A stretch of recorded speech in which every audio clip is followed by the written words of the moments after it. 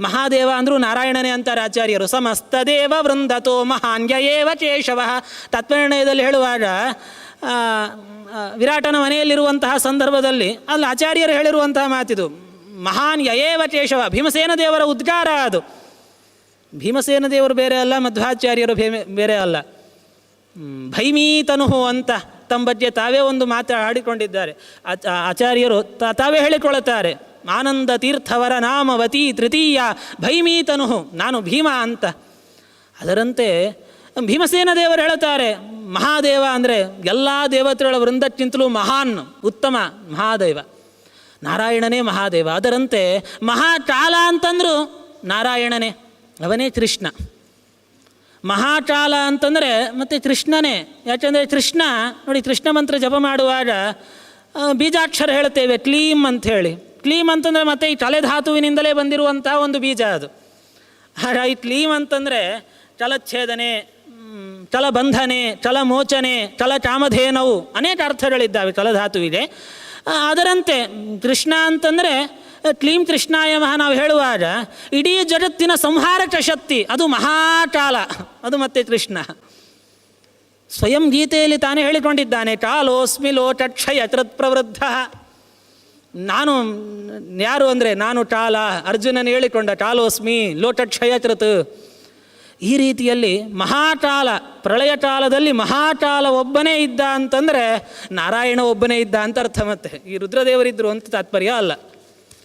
ಆ ಮಹಾಕಾಲ ಮುಂದೆ ಬ್ರಹ್ಮದೇವರು ಬಂದರಂತೆ. ಮಧ್ಯೆ ತದಾಭವತ್ ಬ್ರಹ್ಮ, ಎಲ್ಲವನ್ನ ಸೃಷ್ಟಿ ಮಾಡ್ತಾ ಬಂದನಂತೆ ಮಹಾಕಾಲ, ಅರ್ಥಾತ್ ಪರಮಾತ್ಮನ ಸೃಷ್ಟಿ ಮಾಡುವಾಗ ಅಲ್ಲಿ ಬ್ರಹ್ಮದೇವರ ಉತ್ಪತ್ತಿಯಾಯಿತು.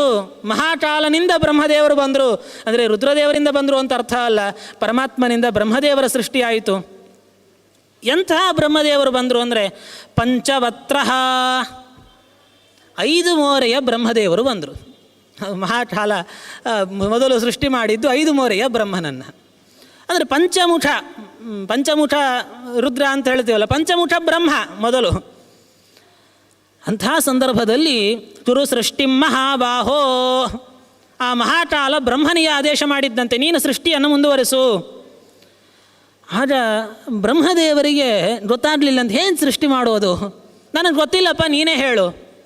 ಆಗ ಮಹಾಕಾಲ ಬ್ರಹ್ಮನಿಗೆ ಎಲ್ಲ ವೇದಗಳನ್ನು ಉಪದೇಶ ಕೊಟ್ಟನಂತೆ. ಇದು ತೇನೇ ಬ್ರಹ್ಮ ಹೃದಯ ಆದಿ ಕವಯೇ, ಭಾಗವತದ ಮಾತು. ಮತ್ತೆ ಇದೆಲ್ಲ ನೋಡಿದಾಗ ನಮಗೆ ಎಷ್ಟು ಚೆನ್ನಾಗಿ ಆಚಾರ್ಯರ ನಿರ್ಣಯ ಎಷ್ಟು ಚೆನ್ನಾಗಿ ಹೊಂದಾಣಿಕೆ ಆಗತ್ತೆ.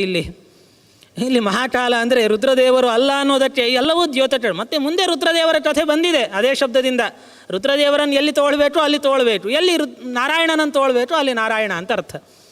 ಎಲ್ಲ ಸೇರಿಸಿ ಮಾತಾಡಿಬಿಡ್ತಾರೆ. ಪುರಾಣದಲ್ಲಿ 7 ಬಗೆಯ ರೀತಿಗಳು ಅಂತೇಳಿ, ಉಕ್ಷಣ, ಸುಧರ, ಸಾಧು.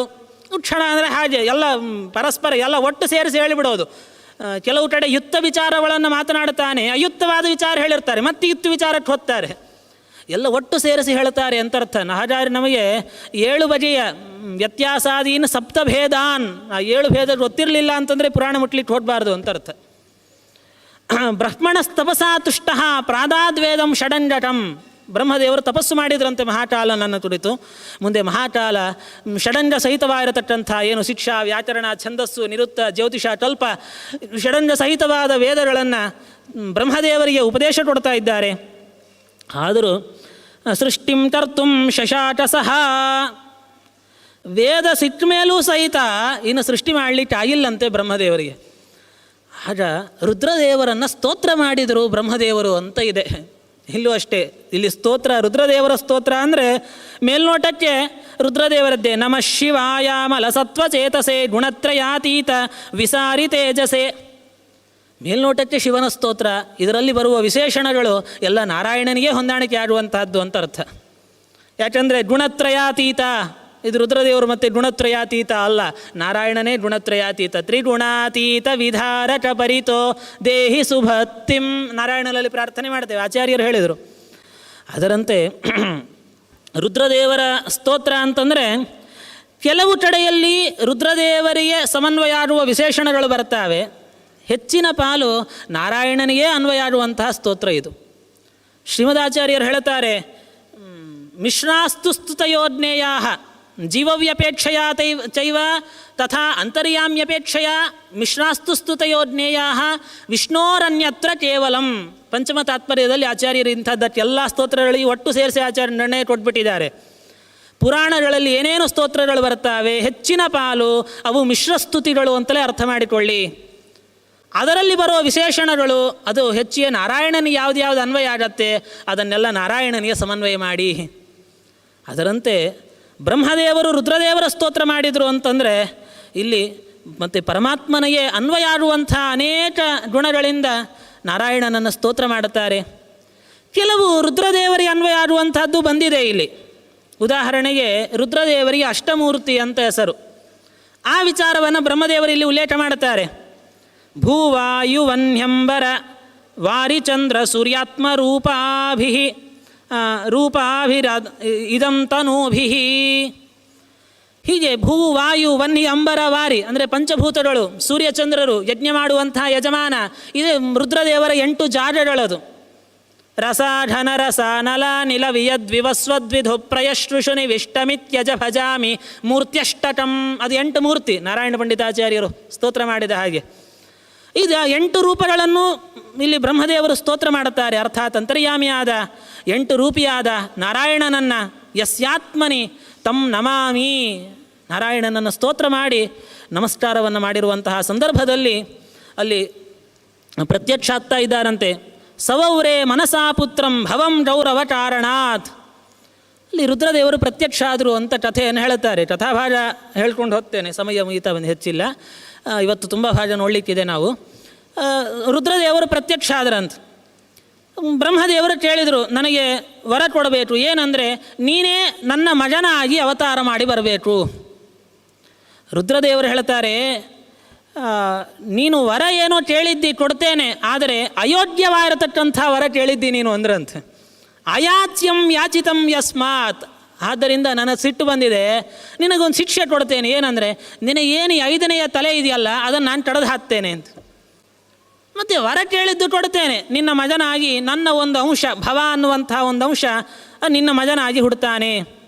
ಇಷ್ಟು ಹೇಳಿರತಕ್ಕಂಥ ಸಂದರ್ಭದಲ್ಲಿ ಅದರಂತೆ ಲಬ್ಧ್ವಾ ಶಾಪವರಾವೇವಂ, ಒಂದು ಶಾಪ ಒಂದು ವರ. ರುದ್ರದೇವರು ಮಗನಾಗಿ ಹುಟ್ಟೋದು ಒಂದು ವರ, 5ನೇ ತಲೆ ಕಡೀತೇನೆ ಒಂದೊಂದು ಶಾಪ, ಎರಡನ್ನೂ ಪಡೆದುಕೊಂಡಿದ್ದಾರೆ. ಪಡೆದುಕೊಂಡು ಏನು ಮಾಡೋದು ಅಂತ ತೋಚದೆ ಸ್ವತೇಜೋ ಜನಿತಂ ವನ್ಹಿಂ, ತುಂಬ ತಲೆ ಬಿಸಿ ಆಯ್ತಂತೆ. ಅಲ್ಲಿಂದ ಒಂದು ಅಗ್ನಿ ಸೃಷ್ಟಿ ಆಯ್ತಂತೆ. ಬ್ರಹ್ಮದೇವರಿಗೆ ಆ ಚಿಂತೆಯಿಂದ ಒಂದು ಅಗ್ನಿ ಸೃಷ್ಟಿ ಆಯಿತು. ಆ ಅಗ್ನಿಯಲ್ಲಿ ಹೋಮವನ್ನು ಮಾಡಲಿಕ್ಕೆ ಶುರು ಮಾಡಿದ್ರಂತೆ ಬ್ರಹ್ಮದೇವರು.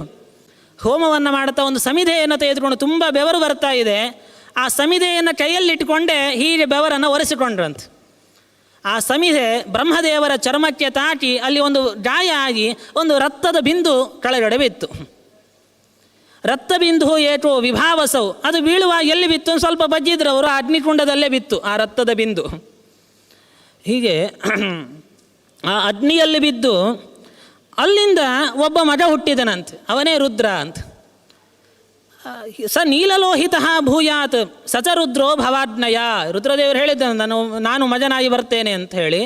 ಹೀಗೆ ಬ್ರಹ್ಮದೇವರ ಸ್ವೇದ ಬಿಂದುವಿನಿಂದ ಅಲ್ಲಿ ಅಗ್ನಿಯಲ್ಲಿ ರುದ್ರದೇವರು ಪ್ರಕಟ ಆಗ್ತಿದ್ದಾರೆ. ಅವರಿಗೆ ನೀಲಲೋಹಿತ ಅಂತ ಹೆಸರು ಮಾಡಿದರು, ಹೆಸರಿಟ್ಟರು ಬ್ರಹ್ಮದೇವರು. ಹೀಗೆ ಎಲ್ಲಿ ಕಥಾ ಬರ್ತಾ ಇದೆ. ನಾವು ಭಾಗವತಾದಿಗಳಲ್ಲಿ ಕೇಳುವಂತಹ ಕಥೆ, ಬ್ರಹ್ಮದೇವರು ಸನಕಾದಿಗಳನ್ನು ಸೃಷ್ಟಿ ಮಾಡಿ ಅವರನ್ನು ನೀವು ಸೃಷ್ಟಿಯನ್ನು ಮುಂದುವರೆಸಿ ಅಂತ ಹೇಳಿದಾಗ ಅವರು ಒಪ್ಪಲಿಲ್ಲ. ಅದಕ್ಕೋಸ್ಕರ ಸಿಟ್ಟು ಮಾಡಿ ಹುಬ್ಬು ಗಂಟು ಹಾಕಿದಾಗ ಭ್ರೂಮಧ್ಯದಿಂದ ರುದ್ರದೇವರ ಅವತಾರ ಆಯಿತು ಅಂತ ಇಲ್ಲಿ ಬೇರೆಯೇ ಕಥೆ ಹೇಳುತ್ತಾರೆ. ಸ್ಕಂದ ಪುರಾಣ ಇಲ್ಲಿ ಎಲ್ಲ ಸುಮಾರು ಕಥೆಗಳು ಬೇರೆಯೇ ಬಂದಿದ್ದಾವಿಲ್ಲಿ. ಇದನ್ನೇ ಆಚಾರ್ಯರು ಹೇಳಿದ್ದು, ವ್ಯತ್ಯಾಸೇನ ಅಪಿ ಚೋಚ್ಯಂತೆ. ಕಥೆಗಳನ್ನು ವ್ಯತ್ಯಾಸ ಮಾಡಿ ಹೇಳುತ್ತಾರೆ ಪುರಾಣದಲ್ಲಿ. ನಾವು ಹರಿಶಾಸ್ತ್ರಕ್ಕೆ ವಿರುದ್ಧವಾಗಿ ನಾವು ಆ ಕಥೆಗಳನ್ನು ತಿಳಿಬೇಕಷ್ಟೆ. ಹೀಗೆ ಅಂತೂ ಅಲ್ಲಿ ರುದ್ರದೇವರ ಅವತಾರವಾಗ್ತಾ ಇದೆ. ಪಂಚವತ್ರೋ ದಶಭುಜ, ಅವತಾರ ಮಾಡುವಾಗಲೇ 5 ಮುಖದಿಂದ ಬಂದ್ರಂತೆ. ಧ್ಯೇಯ ಪಂಚಮುಖೋ ರುದ್ರ, ಆಚಾರ್ಯರ ತಂತ್ರಸಾರದಲ್ಲಿ ರುದ್ರಮಂತ್ರ ಕೊಡುವಾಗ ಹೇಳಿದ್ದಾರೆ, ಶಿವಪಂಚಾಕ್ಷರಿ ಹೇಳುವಾಗ. ಹಾಗೆ 5 ಮುಖದಿಂದ ರುದ್ರದೇವರ ಅವತಾರ ಆಗ್ತಾ. 5 ಮುಖ ಅಂದಮೇಲೆ 15 ಕಣ್ಣು, ಯಾಕೆಂದರೆ ತ್ರಿನಯನ ಅಲ್ಲ, 3 ಕಣ್ಣು. ಅದರಂತೆ 15 ಕಣ್ಣಿನಿಂದ ವ್ಯಾಳಯಜ್ಞೋಪವೀತಟಃ, ಸರ್ಪವನ್ನೇ ಜನಿವಾರವಾಗಿ ಧಾರಣೆ ಮಾಡಿ ಬಹಳ ಉಗ್ರವಾಗಿರತಕ್ಕಂಥ ರೂಪದಿಂದ ತಮ್ಮ ಜಟೆಯಲ್ಲಿ ಚಂದ್ರನನ್ನು ಧಾರಣೆ ಮಾಡಿ ಸಿಂಹಚರ್ಮ ಧರೋ ವರಹ. ಸಾಮಾನ್ಯ ವ್ಯಾಘ್ರ ಚರ್ಮ ಗಜ ಚರ್ಮ ಹೇಳುವುದುಂಟು ರುದ್ರದೇವರಿಗೆ, ಇಲ್ಲಿ ಸ್ವಲ್ಪ ವ್ಯತ್ಯಾಸ. ಸಿಂಹಚರ್ಮ, ಸಿಂಹದ ಚರ್ಮವನ್ನು ಉಟ್ಟು ಬಂದಿದ್ದಾರೆ ಅಂತ ತಿಳಿಸಿಕೊಡ್ತಾ ಇದ್ದಾರೆ. ಆ ಸಂದರ್ಭದಲ್ಲಿ ಮುಂದೆ ಅವರಿಗೆ ನಾಮಕರಣ ಆಯಿತು. ಎಲ್ಲ ಆದ ಮೇಲೆ ಯಾವಾಗ ಈ ನೀಲಲೋಹಿತನ ಅರ್ಥಾತ್ ರುದ್ರದೇವರ ಅವತಾರ ಆಯಿತೋ, ಲೋಟದಲ್ಲಿರುವಂಥ ಎಲ್ಲ ದೇವತೆಗಳು ಋಷಿಗಳು ಎಲ್ಲರೂ ಈ ರುದ್ರದೇವರನ್ನೇ ಪೂಜೆ ಮಾಡಲಿಕ್ಕೆ ಶುರು ಮಾಡಿದ್ರಂತೆ. ಬ್ರಹ್ಮದೇವರಿಗೆ ಕ್ರಮೇಣ ಲೋಟದಲ್ಲಿ ಎಲ್ಲರೂ ಪೂಜೆ ಮಾಡುವುದು ಕಮ್ಮಿ ಆಯಿತು. ನೋಡಿ, ಇಲ್ಲಿ ಕಥೆ ಸ್ವಲ್ಪ ಮೋಹಕವಾದ ಕಥೆ ಹೇಳ್ತಾರೆ ಇಲ್ಲಿ. ಬ್ರಹ್ಮದೇವರಿಗೆ ಕ್ರಮೇಣ ಸ್ವಲ್ಪ ಲೋಟದಲ್ಲಿ ಚಾಲ್ತಿ ಅಂದರೆ ಪಬ್ಲಿಸಿಟಿ ಕಡಿಮೆ ಆಯ್ತಂತೆ. ರುದ್ರದೇವರನ್ನೇ ಪೂಜೆ ಮಾಡಲಿಕ್ಕೆ ಶುರು ಮಾಡಿದರು. ಬ್ರಹ್ಮದೇವರೇ ಸ್ವಲ್ಪ ಸಿಟ್ಟುವಂತಂತೆ ಈ ನೀಲಲೋಹಿತನ ಮೇಲೆ. ಬಂದು ಹೇಳಿದರು ಬ್ರಹ್ಮದೇವರು, ಏನು ನೀನು ಎಲ್ಲರೂ ನಿನ್ನನ್ನೇ ಪೂಜೆ ಮಾಡುತ್ತಾರೆ, ನನ್ನನ್ನು ಯಾರು ಗೌರವಿಸೋದೇ ಇಲ್ಲ, ಹಾಗಾಗಿ ನೀನಿಲ್ಲಿದ್ದರೆ ನನಗೆ ತೊಂದರೆ, ಇಲ್ಲಿ ಇಡಬೇಡ, ನೀನು ಹೊರಟುಬಿಡು ಅಂತ. ಆಯಿತು, ಹೊರಟ. ಎಲ್ಲಿ ಹೋಗಲಿ? ನಿನ್ನ ಅಪ್ಪನ ಹತ್ರನೇ ಹೋದರು. ನಿನ್ನ ತಂದೆ ಅಂದರೆ ನಿನ್ನ ಮೂಲ ರೂಪ ಅರ್ಥಾತ್ ಕೈಲಾಸದಲ್ಲಿರುವಂಥ ಶಿವನಲ್ಲೂ ರೂಪ, ಅಲ್ಲಿ ಹೊರಟು ಬಿಡು ನೀನು. ಆಯಿತು ಅಂತ ಏನು ನೀಲಲೋಹಿತ ಇದ್ದಾನೆ ಕೈಲಾಸಕ್ಕೆ ವಾಪಸ್ ಹೊರಟು ಬಿಟ್ಟ.